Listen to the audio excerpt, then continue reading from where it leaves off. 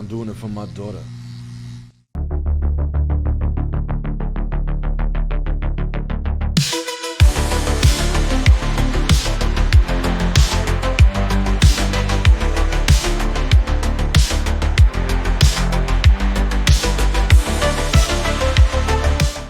This was anti-sweetie. Yeah.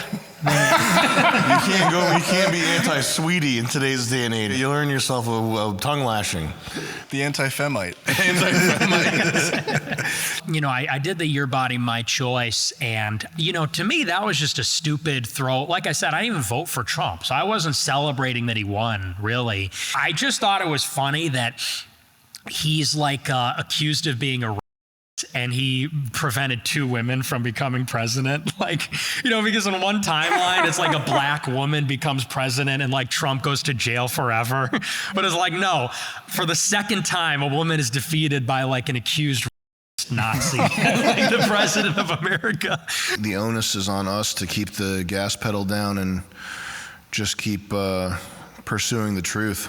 I think a big part of what their game is to convince us to despair. Yeah. Because it's like, you know, Ye reposted that video from ants where the grasshoppers say, if all the ants stand up, you know, then we're dead. And it's like, that psychology is so critical where, and a big part of even the anti-Semitism stuff is in the old days, someone would say anything about Brazilian. And they would isolate that person and just do like an orbital strike on their entire existence. And it would put everybody back in line because everybody say, whoa, you know, we don't want that to happen to us. And now it's like, what if we all rushed Area 51? You know, it's like Hell yeah. Dan Bilzerian. Yeah, man. You know? And I'm a big believer in like, one day they might not show up to the battlefield and then we win. You know, one day they might collapse. One day the guy that's going to ban you on Twitter like dies in a car crash on his way to the office. You know, nothing is written. I'm a big believer and we have to be sober, but also optimistic in a sense, hopeful about the future. Guys, we're back. Do you even notice a break? For you, it's a half a second passes. And it's like that, a modern miracle of video editing. Halfway through, can we flip the screen so I'm on the right side? People won't notice the difference. People don't get it. You can do anything with video these days. I don't think there's anybody in media that's doing anything as sort of dangerous as what you do. You're 26, right? Yes. That's kind of nuts, man. Well, you know, I'm a little older now. I'm an adult now. I'm not a kid anymore. And I guess it's just funny how I never even intended to be a live streamer or a broadcaster. You know, a lot of people look at me and think, you know, I'm a good personality on air, but I always wanted to just be in politics. And I started doing a live stream as like a hobby. I guess I reflect on how my life was sort of just like a series of reactions, sort of like one thing led to another. And I think about how strange that is, how I was doing the normal thing, which is you go to college, you be a college Republican, you're outspoken during a contentious election. You go from Cassie Dillon live streaming your debate or whatever, and one thing leads to another, and you wind up at Charlottesville at January 6th, tweeting about the election, having a guy try to kill you. And it literally is just like, if you never submit to the system and you keep matching them and raising the stakes, eventually it gets to that point where they kill you or try to kill you. It's just sort of like a weird through the looking glass situation where it's almost like you're on the edge of reality. You know, because I think about all my peers, they went to college and got jobs or something. And many of them even went to work in conservative politics. They write for Daily Caller, Fox News or something. But for me, it started with a question. Why do we support this country? Why do we give them foreign aid? And they said, stop asking. And I said, well, no, you know, I need an answer. And then they said, well, we'll blacklist you. And I said, okay, I'll keep asking the question. Then they said, well, we'll call you an anti-Semite. I said, I'm going to keep going. And it's literally like if you just keep pushing and never say, through deplatforming, debanking, ostracism, the feds coming after you. If you just keep pushing the limit, they will keep coming after you like that. It's like a Grand Theft Auto wanted level. You know, it's like they're sending in tanks and helicopters until you're just either going to give up or until you're dead. So that it's just kind of such a disturbing thing because, of course, you know, a lot of people look at it and the question is something like, well, is it worth it? Why do you do this to yourself? Don't you want a normal life? Don't you want to have a family and buy a house and be able to have friends and do the things that people do? And I guess they're counting on nobody being willing to sacrifice all those things, to take it seriously enough to push it to the limit, you know, because most people tap out. They say, if I can't write for the college newspaper, I'm out. If I can't get a career at Fox News or make money, I'm out. Is there anybody that's willing to say, I'll die for a silly inquiry like that, for a silly, stupid question? You know, a lot of people say, that's not, you know, let's get back to real life. And I'm like, this is our real lives. This is all of our real lives, you know? Are you willing to die? I never had to face that question until recently, you know, when someone tried to kill me.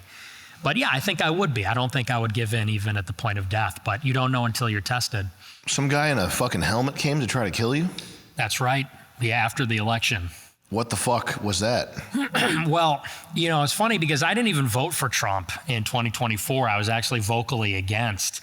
But on the night of the election, I had this clip go viral where I said, "It's your body, my choice," you know, which is a little turn of phrase. My body, my choice. No, it's your body, it's my choice. That's awesome. That's one of the funniest things I've ever seen. Yeah? It was huge. Also, first of all, Scott Adams, you're familiar with Scott Adams.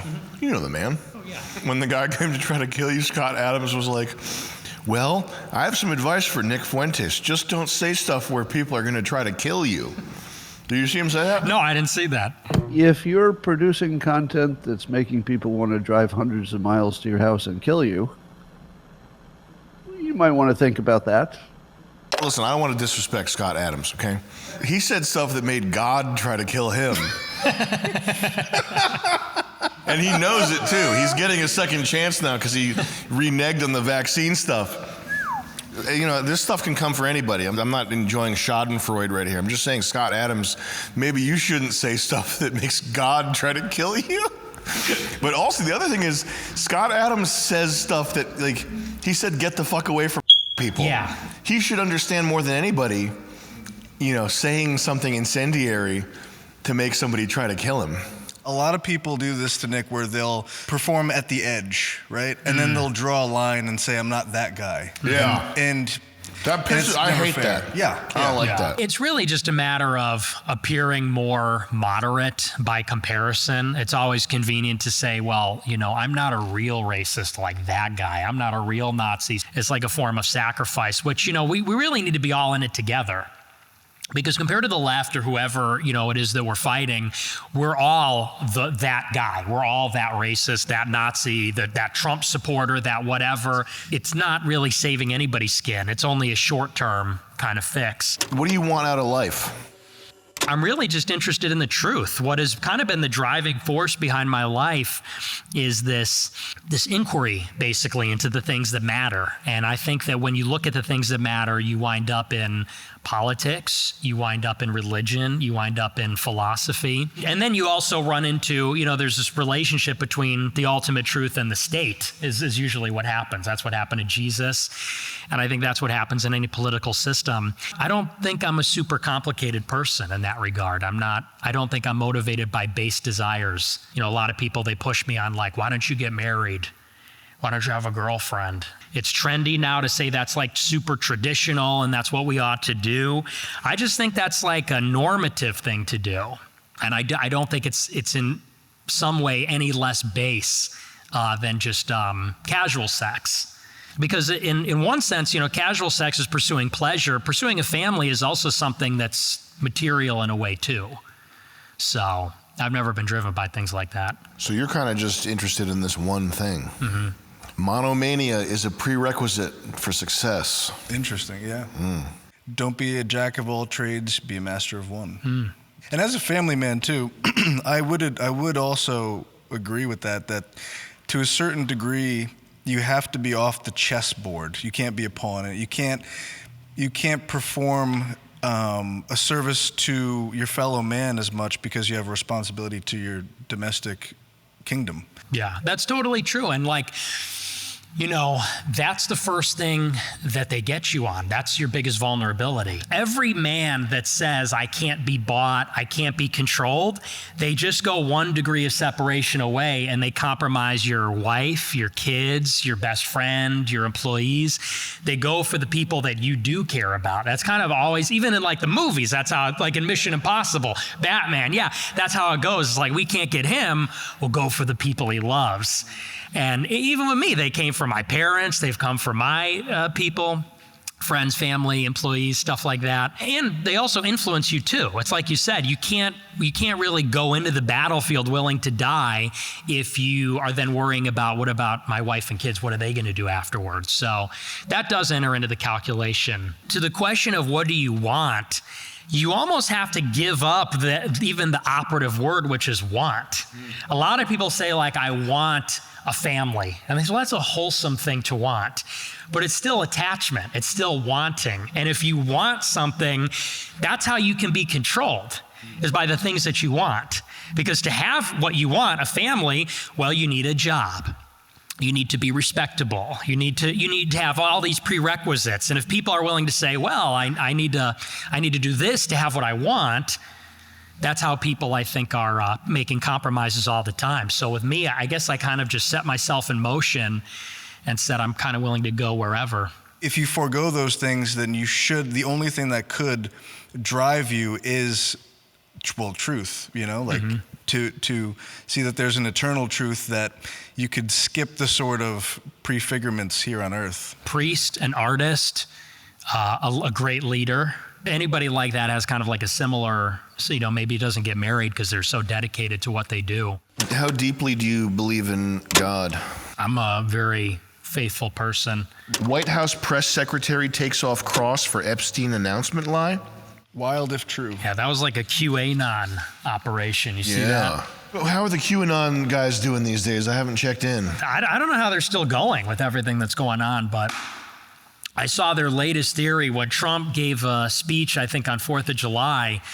They said the American flags didn't have yellow fringe on the sides of the flag, and that was a message to them that patriots are back in control. Well, wasn't he wearing a yellow tie as well at some point? And I think that also was something that was like a big deal for me. When I saw the yellow tie, it was like the bat signal coming in. That's actually the video we collaborated on was QAnon inspired back in the day. You remember that? Yeah, Ronald That was McDonald. a good ass video. That was. Yeah, and that's some of that stuff snuck into the lexicon there. The Ronald McDonald code word activation stuff. Yeah. That's like the funniest stuff to me, is that like pseudo military shit. Okay, what is she? She took her cross off. Yeah, apparently. Yeah, when she did the press conference on they're dropping the Epstein files, she wasn't wearing a cross. Every other press conference, she has a giant cross necklace, except for this one. And that's true. That really happened. Yes. Okay. Yeah, that's real. So, I mean, maybe they're right about this one. And it's almost like saying, I can't brandish the cross when I'm telling a lie. Right. Yeah. It's like a distress signal. It's like an upside down flag. Is she back to wearing it now? I think so, yeah. Is Pizzagate real? I'm a big Pizzagate truther. That's what makes this so evil, because Trump was elected, obviously Hillary Clinton was at the center of Pizzagate. And so in many ways, Trump was elected as a repudiation of pedophile cults and blackmail rings controlling the country. And now he's at the center of covering up what is effectively the same thing, which is Jeffrey Epstein. This is the first real scandal